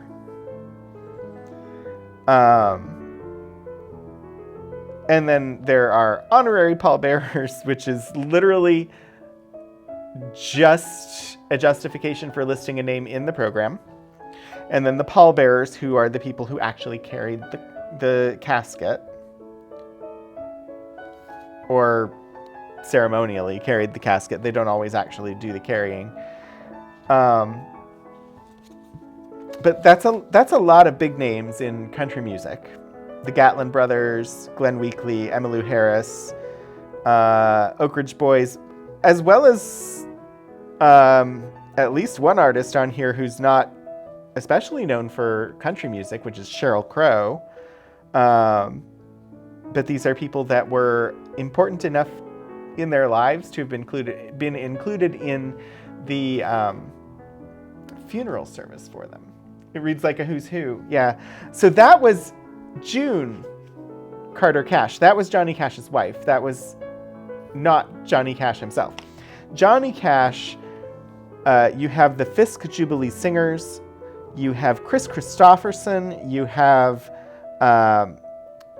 Frank Graham, you have Emmylou Harris, Lou Robin, Cowboy Jack Clement, Chris Christopherson again, the Cash family, Larry Gatlin and congregation, Frank Graham, and Glenn Weekly again, and then closing with the Fisk Jubilee Singers. So that one also reads like a who's who, because they were relatively famous people. I mean, relatively. They were famous people. Even in the pallbearers, like Randy Scruggs, that's also a musical artist. I am uncertain whether that is the same Randy Scruggs that is the musical artist, but there's a good chance of it.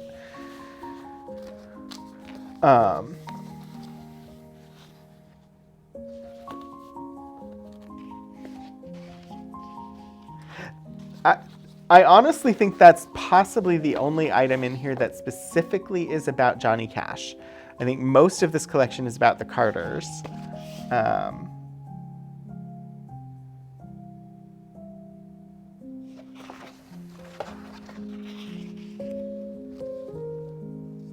The next folder includes the Jeanette Carter Memorial Gospel Concert,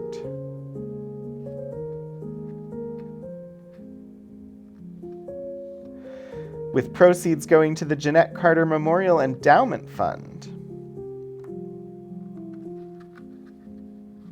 It was performed at the Carter Family Fold, which is a performance venue, apparently. Tribute to Jeanette. Oh, there was a stage musical about the Fisk Jubilee Singers a couple of years ago. I'm not familiar with it. Now I have to look and find out what the name is.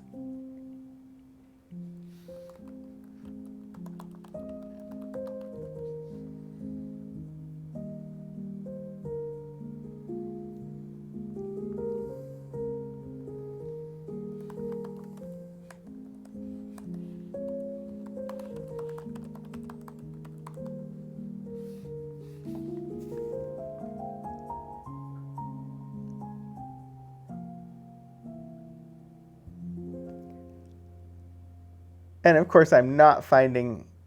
Ah, here we go.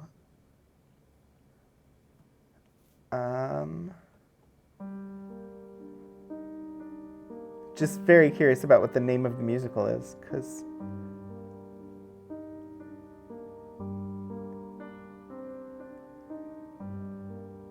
okay, so like no, I don't know. I don't know, people. I don't know.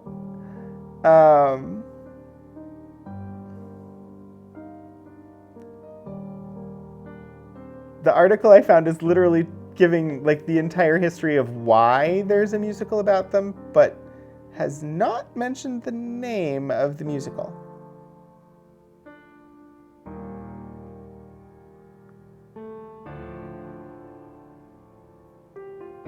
I did not see the name of a musical given anywhere in the article, just that it is a musical.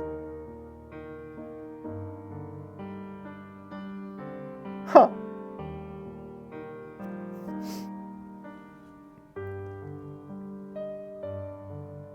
If any of you know, feel free to share. Might just have been called Jubilee or something like that. That sounds entirely possible.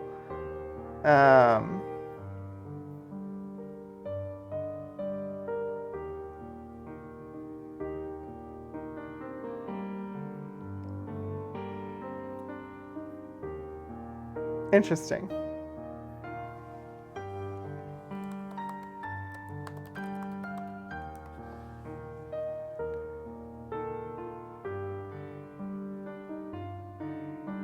Digression is part of what we do on this.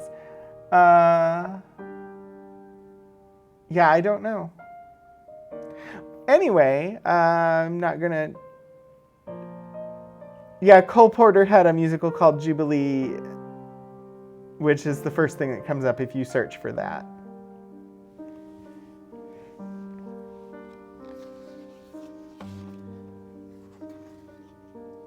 So this folder seems to be lots of stuff about Jeanette Carter.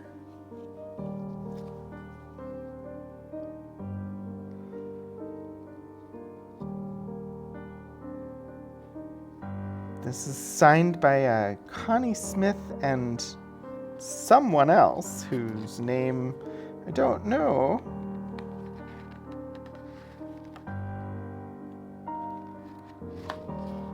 Dedication of a new A.P. Carter birthplace cabin.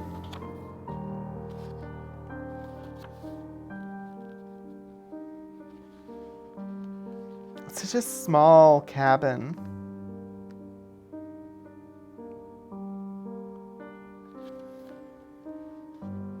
And yet, there are still buildings out in this area that look similar to it.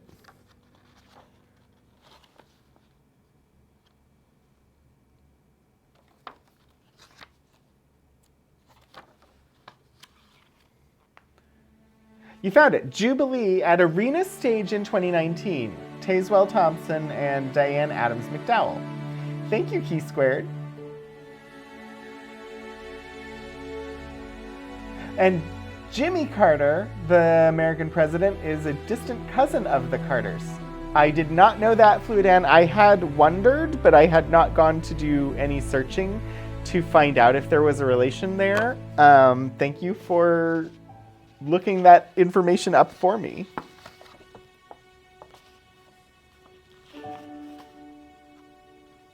Photographs. How about we look at some photographs?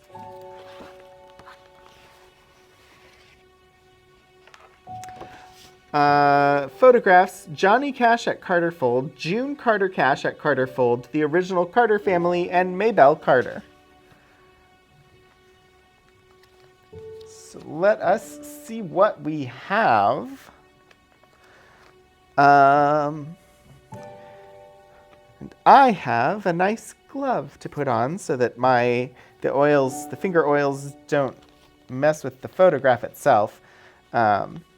They're not too bad for paper, but for the glossy photos, depending on the condition of the photo, you either want to use gloved hands or possibly tweezers to manipulate them. If they're crumbly and your gloves are going to reduce your dexterity so that you might end up ripping the photo by trying to handle it with gloved hands than using some sort of like tweezers or other device to grab it, rather than touching it with bare skin is a good idea, because the oils on your skin can damage a photograph. Whereas with paper, it's not as big of a concern. You don't remember who else's signature was on that program, but it might come back to you eventually. It definitely started with a W. I don't know who Connie Smith is.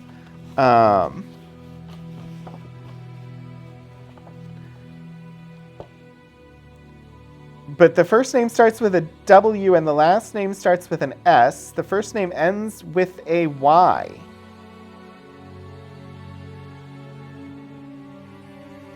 And the last name, other than the S, I can't be certain of anything. But I would guess possibly Smith, because it's Connie Smith, and possibly the other person was also Smith. Marty Stewart.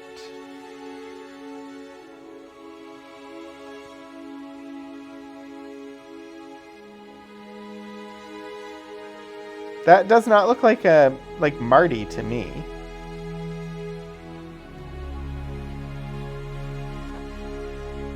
That doesn't mean that's not what it is.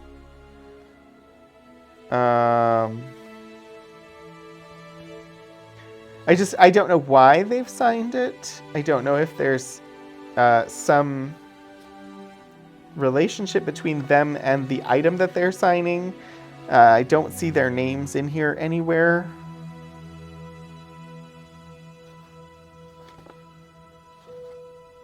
Which, yeah.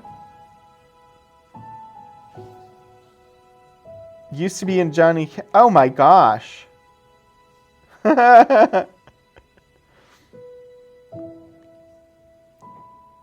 Used to be in Johnny Cash's band and is on the cover. Marty Stewart.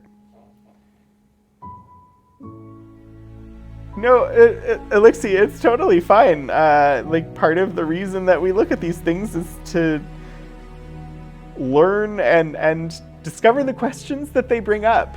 Like, whose signature is this? It might be Marty Stewart. It could be somebody named Smith. There's a Connie Smith that also signed. Rykar, you're saying that Marty Stewart's wife is Connie Smith?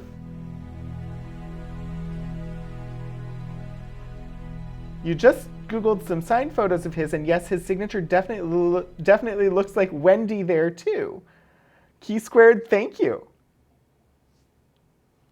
So yeah, this would be Marty Stewart and his wife, Connie Smith.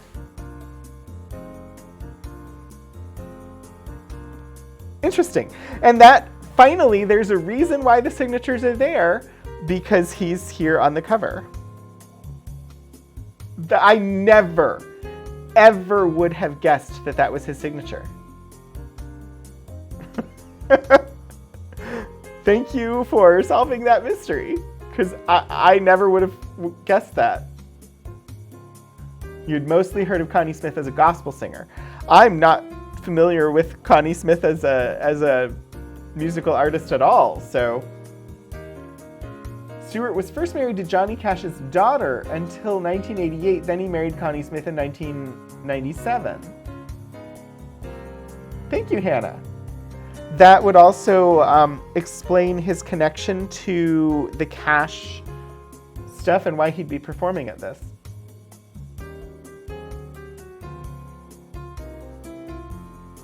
You've seen him play a couple of times. And yeah, country facts coming to us from England.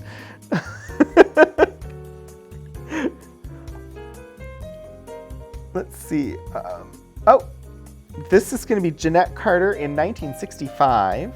I can try and zoom in on this one for you, because she's got her auto harp and she's playing it.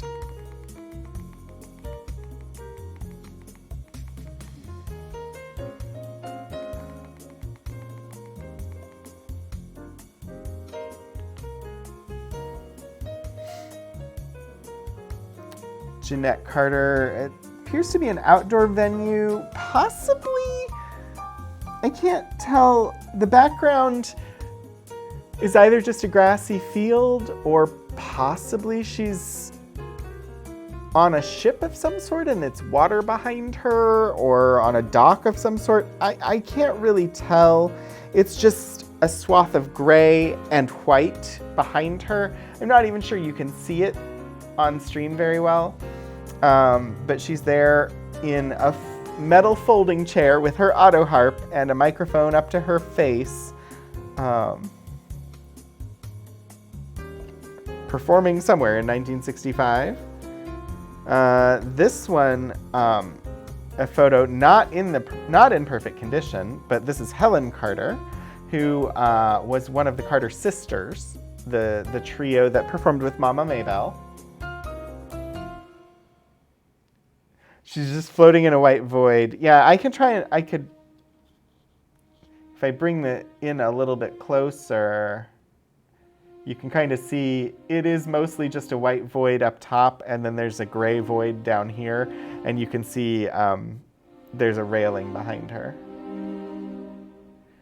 So I can't really tell, is that a field behind her? Is that water behind her? It's just not clear.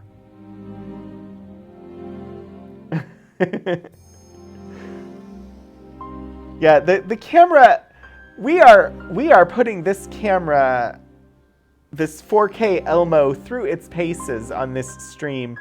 This is a document camera. It's intended for showing, it's intended for showing like 8.5 by 11 sheets of paper that have printed information on them. That is the intent it was created for, and we use it for a lot more than that. But yeah. On the back of the photo, it just says Jeanette Carter 1965. That's all it says. And this one just says Helen Carter, so I know nothing more. Based on hair and what I can tell of the surrounding area, I would say this is probably late 70s, sometime in the like 1980s. Just based on the style of her hair, the costume dress that she's wearing, what little bits I can see of the clothes hanging on a rack behind her, and just the general color of the room around her. I would say this is probably late 70s, early 80s, but it's really hard to tell. There's also been a lot of damage. There was some adhesive that got onto this photograph at some point in time.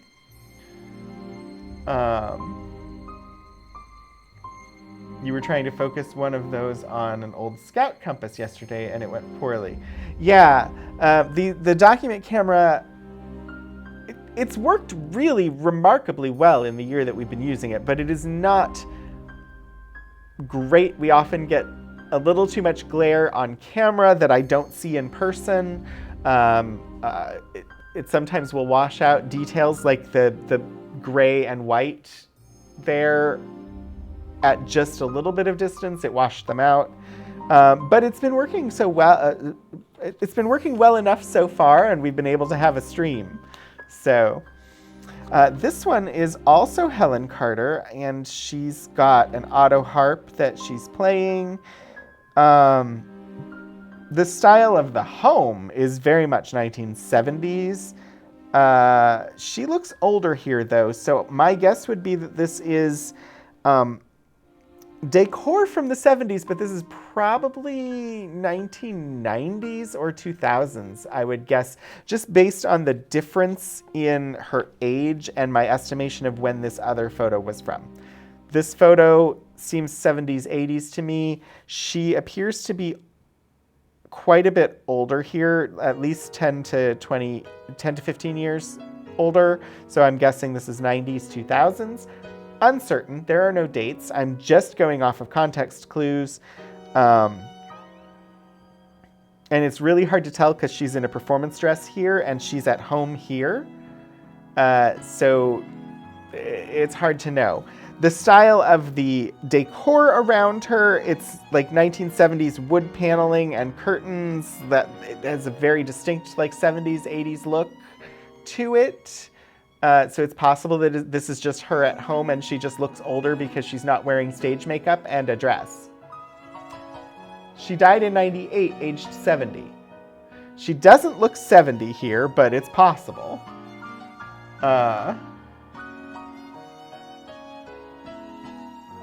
But she's got an auto harp. Some stained glass behind her. But these are like just sort of like family photos from these famous musicians. We have Helen Carter and Jeanette Carter here. Again, no date. Sort of that iconic... I'm not sure when that couch is from, but that couch pattern everybody had in the 80s. My grandparents had that couch until the 2000s. So decor here, again, like I said, the house is very much styled in that 70s, 80s time frame. You've got the Afghan on the back of the couch, and literally everybody had this brown patterned couch. Yeah, Crafty Becky, my grandparents had that same couch. It's just because like everybody had that couch. Whoever made that couch did really well at selling it to everyone.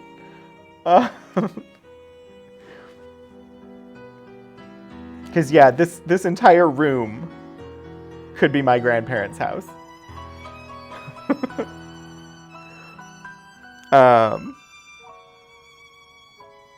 And the next one is Jeanette Carter and Tom T. Hall.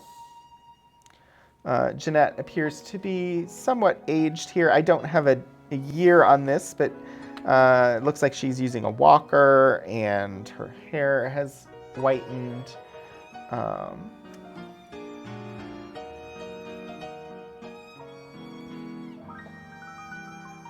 Here we have Jeanette Carter, Patsy Stoneman, and the Stoneman family. So this is Jeanette, and this is Patsy Stoneman, and then there are other members of the Stoneman family.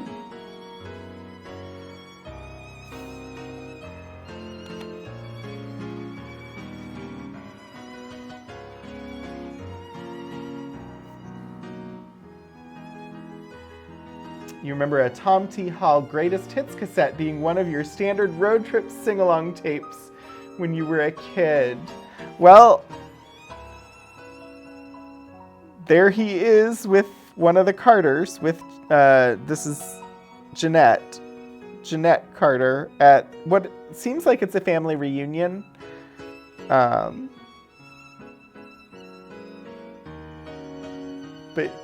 that is a nice, I hope it's a good memory, Key Squared. Here's another one of Helen sitting in a comfy chair. My brain insists that this has to be a lazy boy because just the room around it, and it was a lazy boy in my grandparents' house. But I have no way of actually knowing if that is the brand or if that is indeed a recliner. It could just be a comfy chair.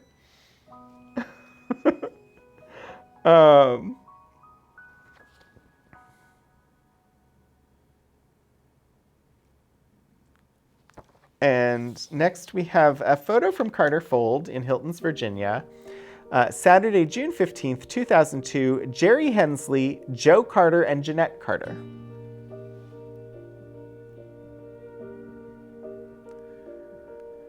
So they were really famous musicians, but honestly, they just look like everyday folks from the area. Like, they just look like people from Southwest Virginia. And I think that's honestly part of their brand, was that they were just regular folks from Southwest Virginia. And they got really big and famous, but they continued to be folks from Southwest Virginia.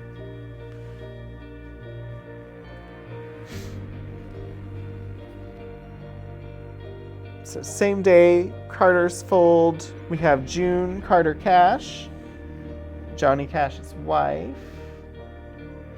I don't know why I say that every time. You all know who June Carter Cash is at this point. You know what her relationship to him was. Honestly, she's a famous person in her own right, and I should not continue to define her by her relationship to her husband. This is June Carter Cash.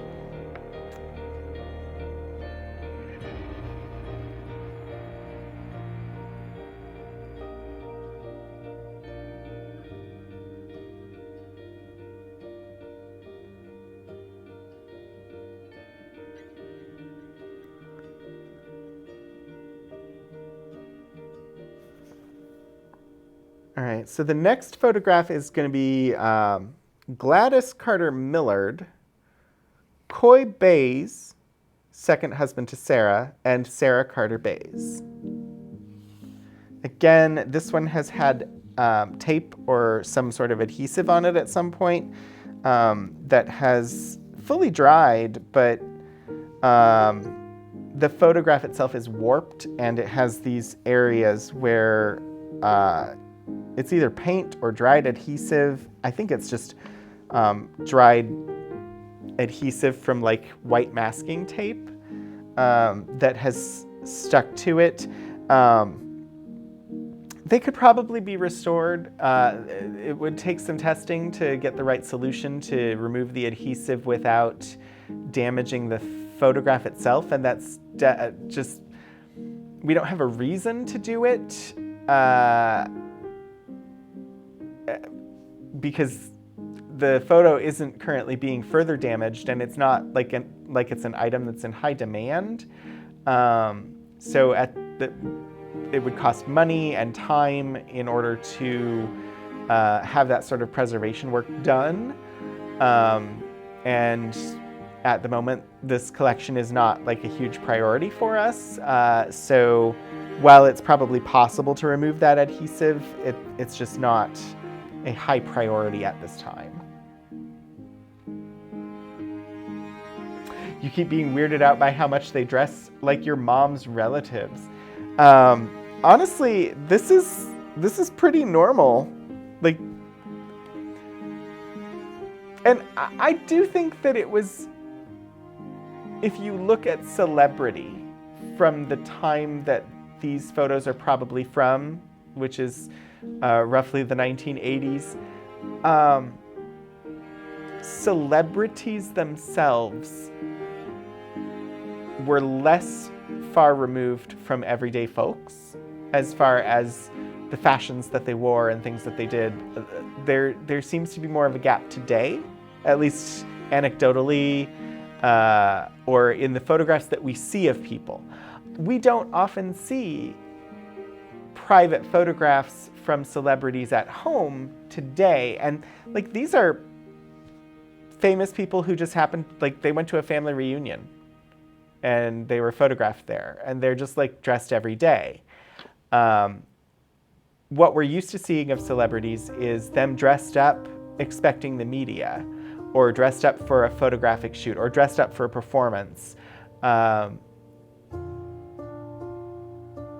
Not kind of what they look like at home every day with family.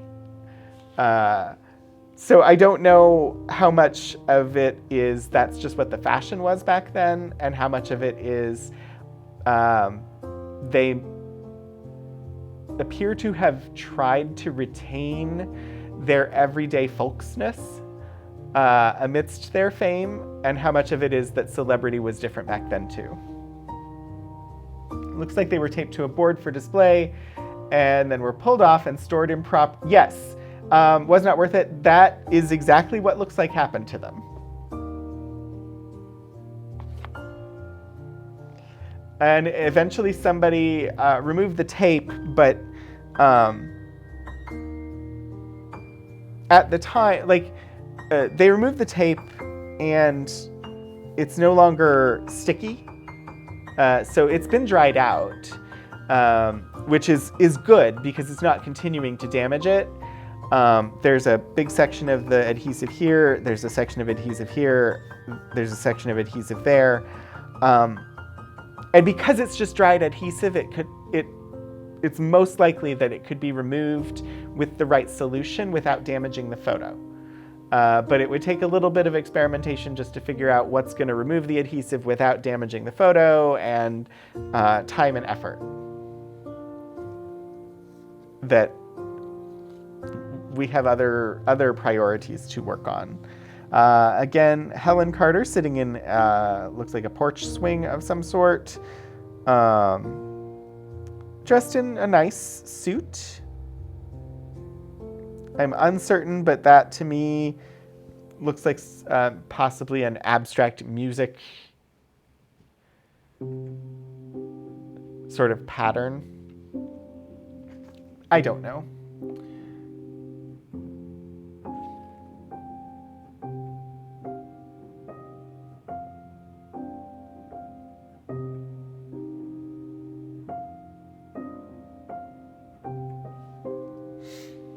Then the last loose photo in here is from Carter Fold, June 23rd, 2001. It's June Carter Cash had a big birthday party for June 72, turning 72.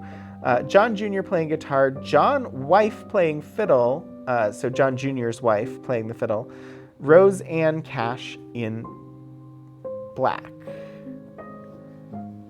So this is at June Carter Cash's birthday party. Just like every day down home, wearing like regular clothes, just playing some music up on stage at Carter Fold.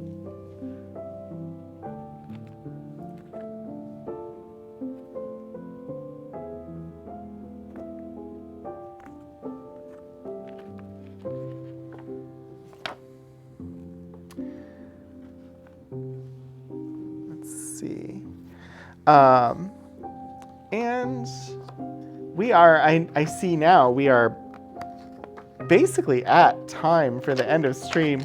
Hopefully you've all been enjoying this. I'm going to show one final photo.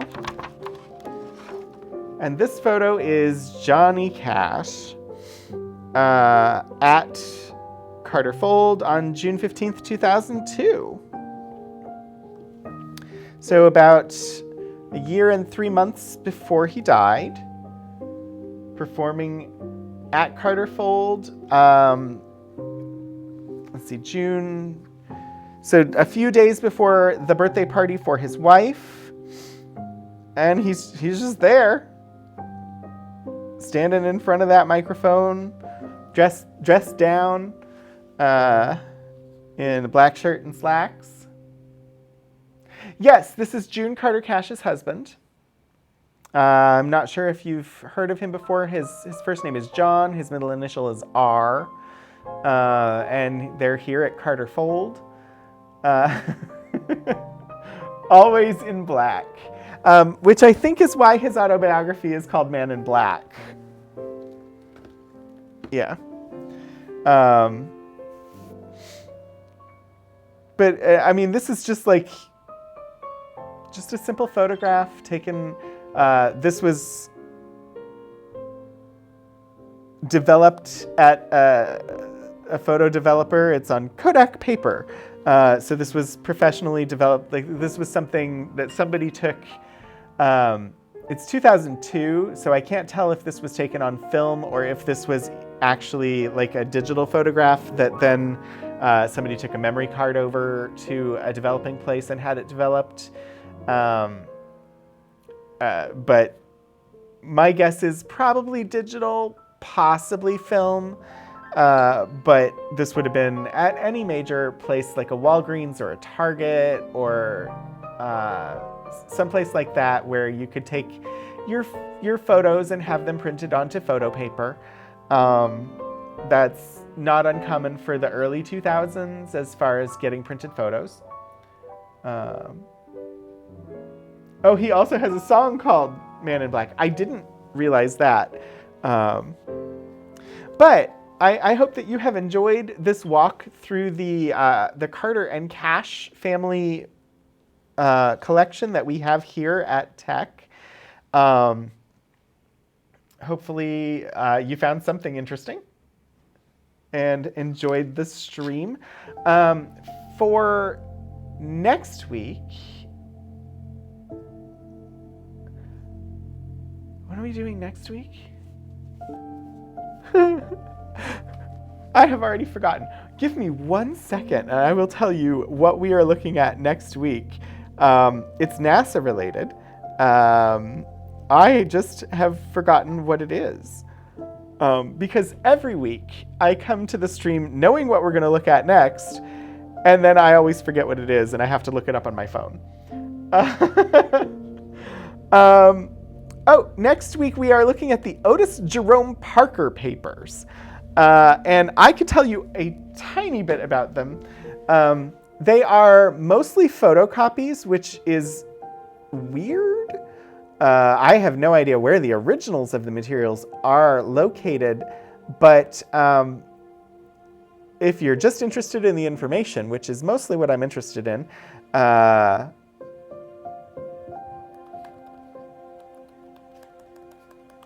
it doesn't matter so much, but I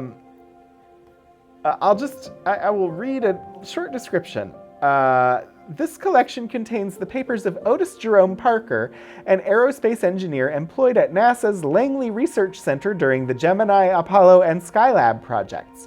The collection consists largely of a few NASA publications regarding the design and development of jet shoes and other devices intended to provide propulsion and maneuverability during extravehicular activity in space flight. The collection also includes Langley inter-office communications regarding Parker and the projects on which he worked, as well as a small set of photographs of Parker and EVA propulsion devices. With the exception of one photograph, this collection consists of photocopied materials. So it is mostly photographs, but it's about NASA trying to develop jet shoes. So despite the fact that it's mostly photocopies, I thought it would be fun to look at. So that is what we're going to do next week. I hope that you will join me. I should set up a raid, which you all probably know where we will likely end up. I'm just going to double check and make sure that they are live. And they are. I also like to just look and see if anybody else is live that would make sense for us to raid, but honestly, the Monterey Bay Aquarium seems like a perfect raid for the end of our stream. Today, it is the shore cam, the Monterey Bay cam. So you can see some water on some rocks with some boats in the distance and get some nice chill background for the rest of your day.